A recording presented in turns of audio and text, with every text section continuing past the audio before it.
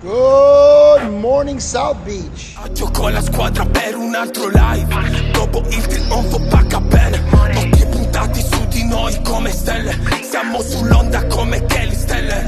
Il tuo culo dentro il club, esplosivo bad baby. Quando lo muovi è un'esclusiva solo per me. Fumi sopra me. I am the greatest. Il tuo top break gira con. What's up, everybody? It's Patrick Healy, host of the Brooklyn Boxing Podcast, and we are in the famous 5th Street Gym. I'm joined by the owners here, Dino and Tom. Can't wait to talk about their podcast that's soon to launch. So excited to be here, guys. Thanks so much for having me. Very excited to have you. Our pleasure. And, I was looking at your story right away, both Chicago guys. Dino, you were telling me a few stories earlier about, some tough Scrabble moments in Chicago with your mom. But I'm curious about, learning a little bit about your guys' relationship. You're good friends, obviously, known each other for, I believe, 30 years or something like that, right? Yeah, he's been trying to get rid of me, and it doesn't work. Can't do it. Can't do it? No, try. But tell me about the journey of 5th Street Gym. And I will mention also happy belated birthday a few weeks ago, right? And, Muhammad Ali's birthday as well. Obviously, he's such a huge aura and presence of this gym.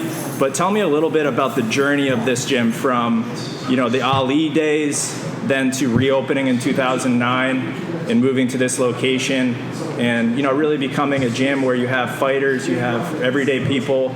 Tell me about that path, that journey. Tom or Dino, you can both jump into it. Angelo Dundee's brother started the gym before even Angelo. And actually then he hired Angelo, brought Angelo in to work as just a trainer. So that's how it started. In Miami Beach, when Miami Beach was like old people retirement in the 50s. I think it started in 1950. Yeah, so it's a far cry from what South Beach or Miami Beach is now. It was an old, like I said, a retirement community.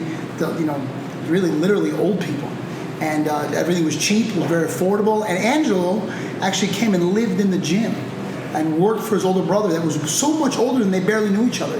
He left the house long before Angelo. Angelo went from Philadelphia, worked in New York to learn the craft of being a coach, and then came and worked for his brother and lived in the gym, was paid very meagerly, from what I hear, just enough to get by. That being said, the location, Angelo, his brother, they called him the Wizard, like the Wizard of Oz, because he had the whole boxing business. I saw you called the gym the Oz, right? At times like that, exactly. Yeah. So, Tom, you could speak more to like Angelo and.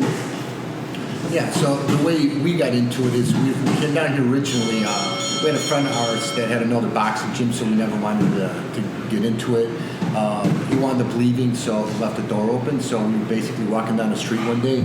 We saw a sign where the original 5th Street Gym was. I'm like, why don't we just reopen up the 5th Street Gym? It's like, come on, we're not going to be able to afford it. And, how are we going to do it? And we did it. We went and got the name, got the website. We talked to the landlord. He said, we're looking for somebody big to come in here, but we'd love to have you guys in here.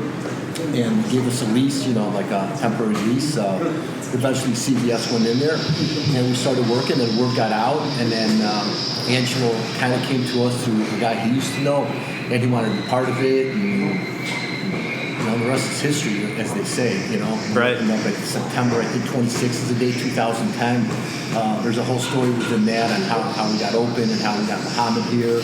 And we had to get like kind of a private jet and flying down here. And yeah, it's great. The stories keep evolving from the gym. Right. And when we were in the process of opening, we heard there's a book, Tales from the 5th Street Gym, a famous book.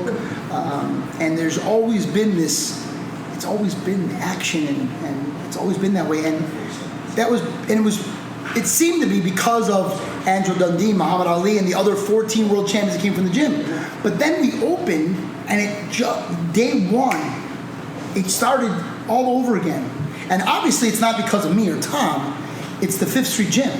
It's unbelievable. So the fact that on opening night there was 300 members of the press. It was so packed that the ex-mayor of Miami Beach couldn't get in. The fireman told me, one more person gets in, I'm shutting you down. The guy still don't talk to me to this day.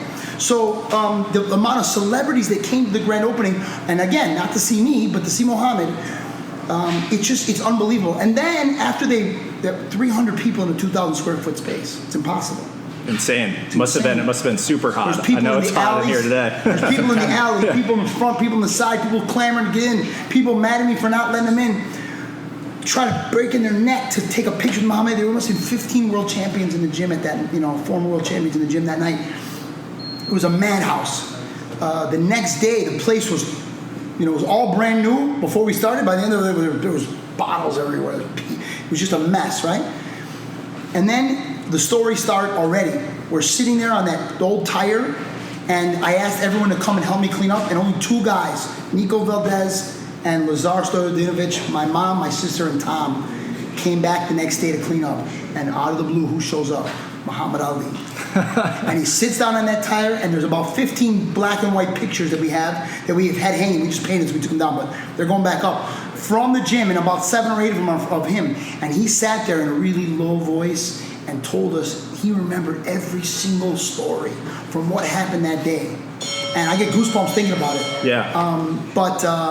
And from then, at that point on, people of all walks of life, and a lot of very famous people out of the blue just pop in. I mean, you guys were here a couple days ago. Teofimo Lopez, Exactly. undisputed world champion. I didn't invite him. Well, that's exactly what I was going to jump in and talk about. Is the other night, you were having the sparring event here, Bad Boy Gloves. Shout out to those guys. They put on a great event, and you're in the ring calling the fights, and we definitely enjoyed it. And then all of a sudden, Teofimo and Edgar Berlanga walk in. I'm like, what the hell? These guys just showed up out of nowhere. Teofimo, obviously, the undisputed champ, and Edgar's a young stud coming from Brooklyn. Both guys, I got to shout out that 16-0, 16 first round knockouts. But yeah, just to your point, you never know who's going to stop by. You had Ludacris in here a couple of weeks ago. Yeah, a couple days ago. And, Ludacris, the stars are just in and out all the time. But that's just the energy of this gym, right? And then when you guys brought it back, I'm sure, just to see how Muhammad Ali reacted to that, I'm sure he was so excited to have this staple place of Miami Beach. I mean, it means so much to the community, this gym, right? I mean, it's a staple. What was most exciting is to see how excited Angelo was. Angelo, yeah. He took me to the Boxing Hall of Fame. They inducted the ring from Madison Square Garden. I'm gonna get goosebumps again. They inducted the ring of Madison Square Garden to the Boxing Hall of Fame. So he told a bunch of stories about the fights that were in that ring.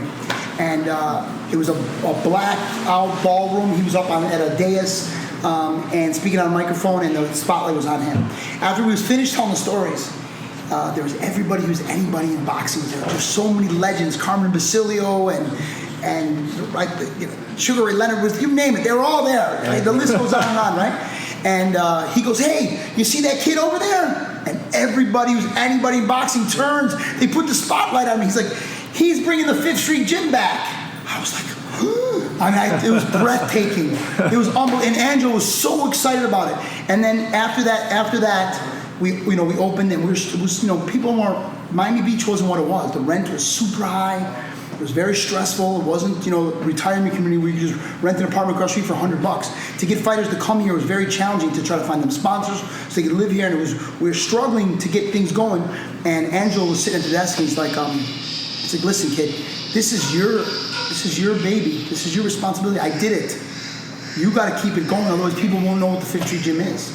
I was like, wow. Angelo Dundee handing over the keys to you. I mean, that's an amazing, feeling. Overwhelming. So the business has gone down, and we've been struggling, and thank God my family and friends have helped finance it to keep it going. It's like challenging sometimes, but thank God we've kept it going. We have a new partner. His name is Anthony Fontana, and he's brought a martial art concept to the gym. Yep. And MMA is so huge, and it's there's only so many ways to bend your arms and legs. So we want to cover it all. We saw you working earlier just before this podcast. You're rolling around practicing the jiu-jitsu. Exactly. I'm trying to always learn something else. But before, I just want to jump into, of course, talk a lot about the fighters that are currently training here. But before I do that, I think we just got to dive a little deeper into Muhammad Ali. And obviously, you guys having personal relationships with him, he's obviously so closely tied to this gym. Just tell me a little bit about what it was like to have a relationship with the greatest. I mean, it's like he's an icon. I can't imagine, spending time with him, and you guys were close with him. So if you both, just have any sort of stories, I'd love to. I'm sure the fans watching want to know. Tom was like his best friend for the last 3 years. And there was his sister-in-law who took care of, she's just a saint, who took care of everything he possibly needed. And then there was Tom. They were like, thick thieves. So, I mean, he's got the best stories in the world. It really was by accident. He had a place in Berlin Springs, Michigan, and that's the farm. That's where he used to do all his training. That's where he used to spend a lot of his summers. And she just happened to be coming up in the summer. She's like, "Yeah, I'm coming up to Chicago. What are you doing?" I said, "Yeah, come stay with me." Stayed in touch. So she came up there, spent a few days up there, and I thought that was it. I won't see her for a while. She calls me up. She's like, "Muhammad and I are coming up to Chicago. What are you doing?" I said, "Yeah, come by." I had restaurants at the time. So my cousin came to visit me, and they pull up in front, and Muhammad gets out of the car. And says, I think Lonnie, his wife, and Marilyn are coming to the restaurant. And my cousin's walking by and just did one of these and went, Muhammad Ali walking into a breakfast restaurant. And it's like people would just panic around him.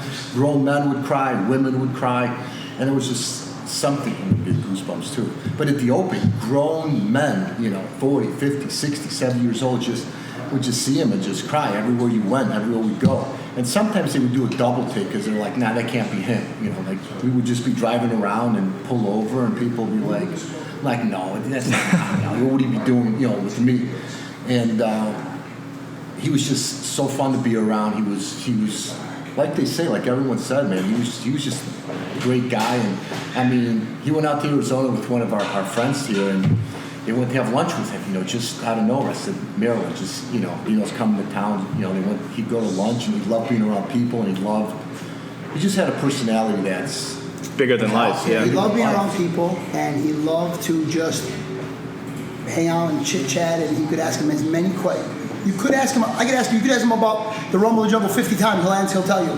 He doesn't care. There's never too much for him. It's unbelievable. At the grand opening, he stayed and signed autographs.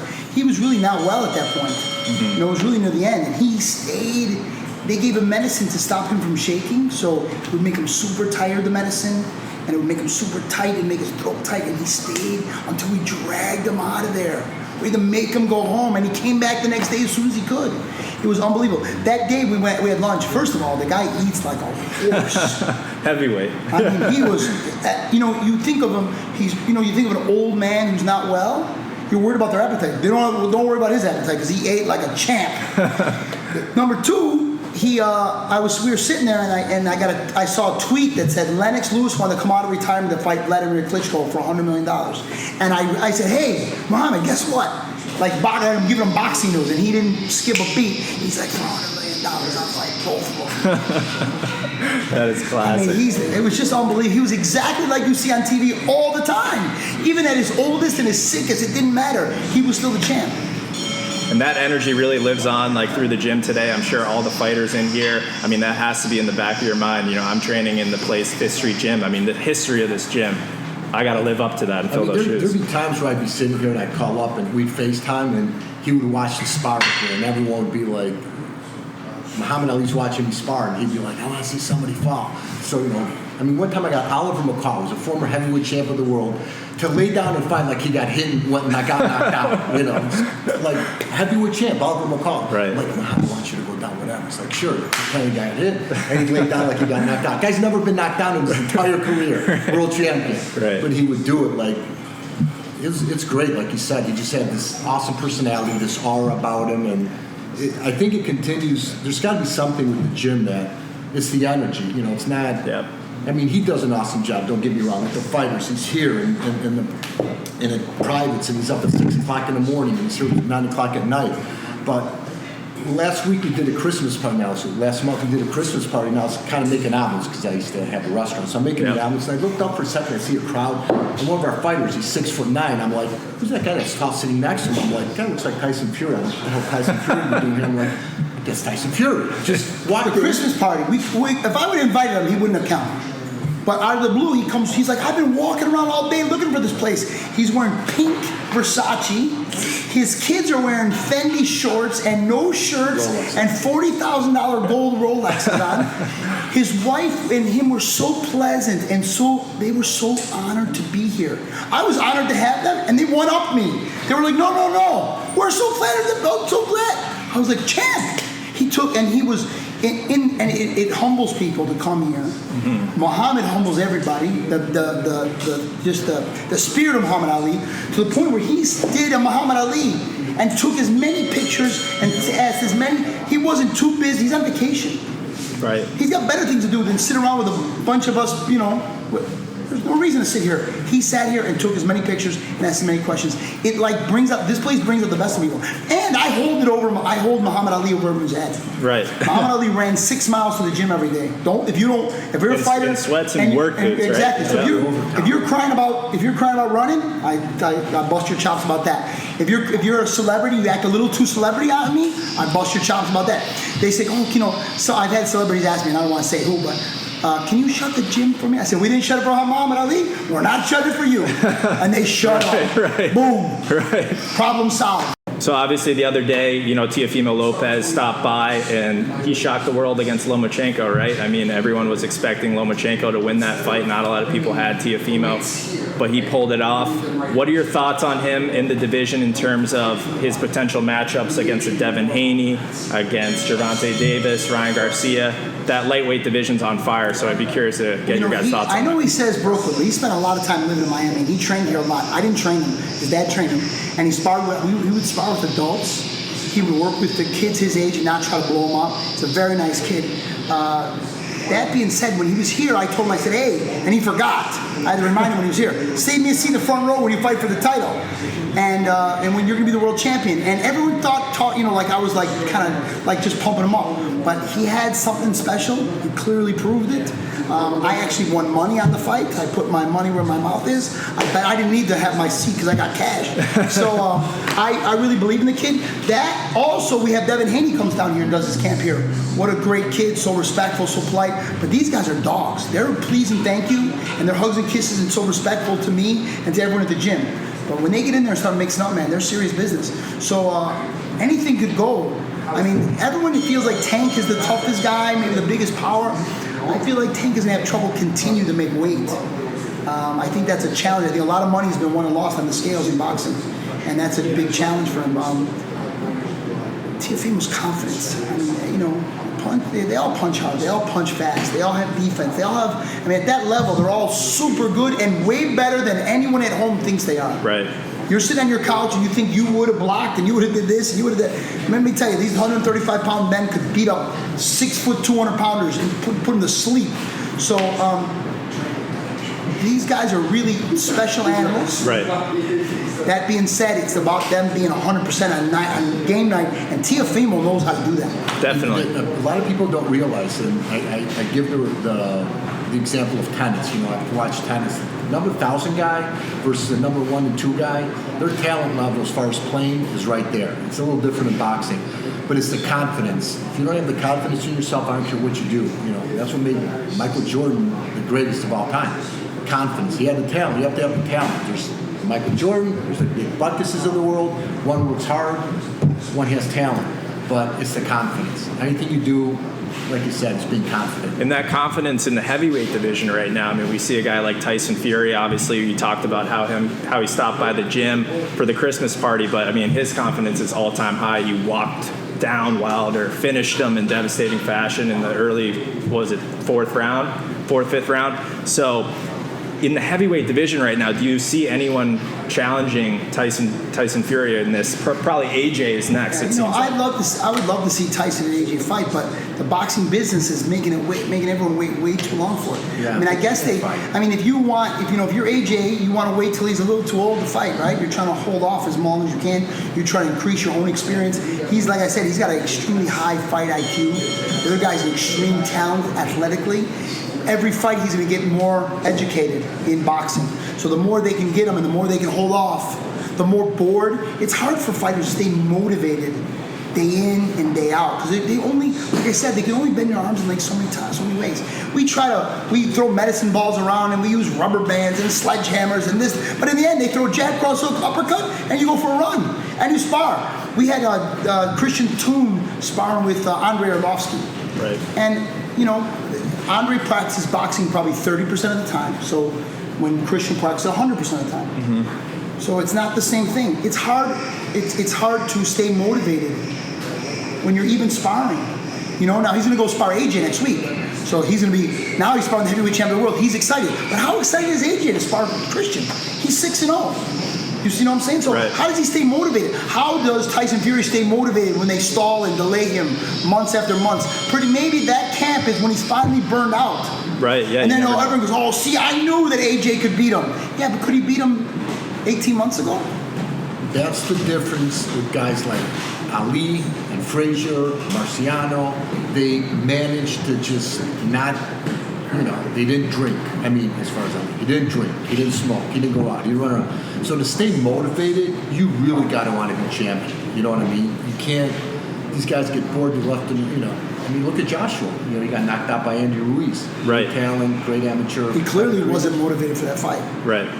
He's talented. You saw what he did when he was motivated. He won easy. Exactly, and that's kind of my next question too. Is the other kind of extreme rather than being unmotivated is like, when does your confidence lean into cockiness, or when can that get you in trouble? Or you can't back it up. Can you be over? Yeah, I mean, if I mean, I almost wonder if that ever exists, because look at when Lomachenko clearly is more technical than Teofimo. He's got more experience than Teofimo. Couldn't beat him. He made adjustments. He thought he was going to adjust, and then the fight was gone. He lost it. When Ali won the world title, he shocked the world because, man, that big bear, everyone was scared of him. So everyone was scared of him except for Ali. Right. Yeah.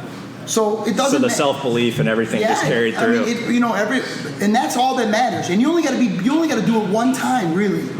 Teofimo could lose to Lomachenko 15 times after this. It won't matter.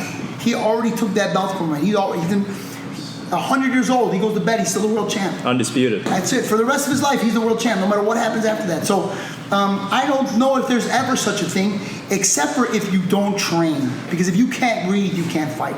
So if you can believe in this and that and the other, you run out of gas, well, then you could have a Ferrari with no gas in it. Really, you're not going to win the races. Right. And today's boxing game, too, just to kind of wrap up here, but the game is on fire, right? I mean, in recent years, I would say the heavyweight division, we got stars, lightweight division.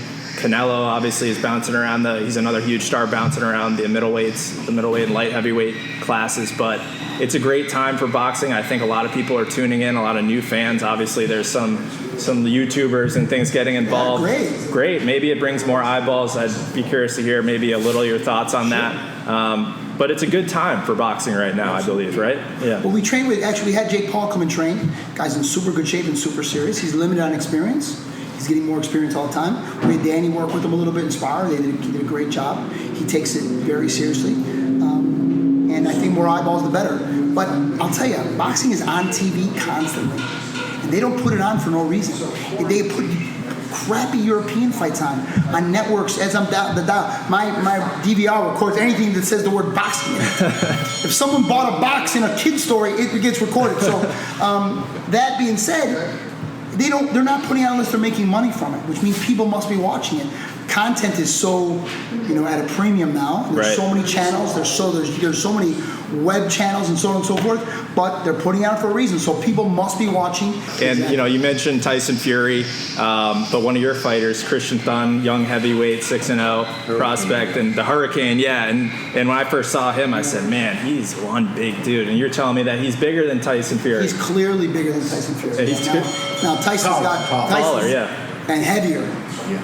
Tyson's got boxing IQ. I mean, a genius. Right. And my guy's got a lot to learn. But boy, is he big. Right. Yeah, he's big guy, and I want to highlight some of the guys in the gym. And we were talking with Christian earlier, a very nice guy and young prospect on his way up. Like I said, he's enormous. Look out for him, the Hurricane. But then you also have some guys fighting for belts soon. Daniele Scardina fighting for the European strap. Yeah, he's already the IBF international champion, and now we're going to go for the EBU title. I think he's got the world title lined up in our sights, and I've trained a lot of guys from a lot of different martial arts and fighting sports. I've trained UFC fighters and so on and so forth. And the UFC fighters kind of get guys that have the wrestling backgrounds, get the they're the hardest workers. There's nobody that works harder than Daniele. And he's Italian, of course. You're repping the shirt. That's it. My grandparents are Italian. He's from Italy, and he came here on a vacation again like a fluke.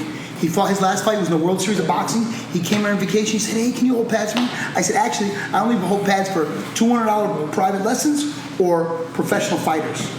And he was like, "Oh." The next day he came back. He's like, "I want to be a professional fighter." I'm like, "What do you mean you want to be a professional fighter?" He's like, "I just fought in the World Series of Boxing on the Italian team. I won. Here's my record." He had a small but a good amateur record. I said, "Well, if you can get a visa to come here, blah blah blah."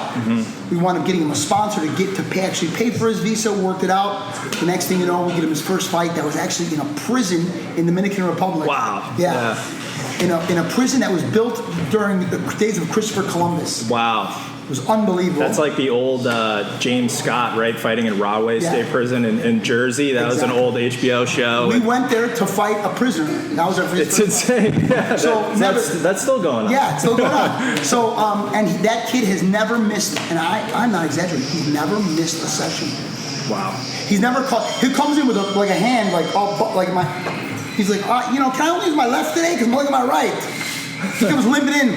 Yesterday we did the track. He did 800 meter laps in under 3 minutes with a 1 minute break. Under 3 minutes, 1 minute break. 12 of them, back to back to back. The kid's an animal. If you're going to beat him, you better kill him because he's not going away soon. Yeah, everyone go check him out. Daniele Scardina. February 26th on DAZN. On DAZN. Check that out. Super nice guy. I know Angelo Dundee said it doesn't cost anything to be nice, right? And a lot of the fighters that I've met in here seem like super nice guys. Another one, the Baboon I met earlier, the bare knuckle 155 champ.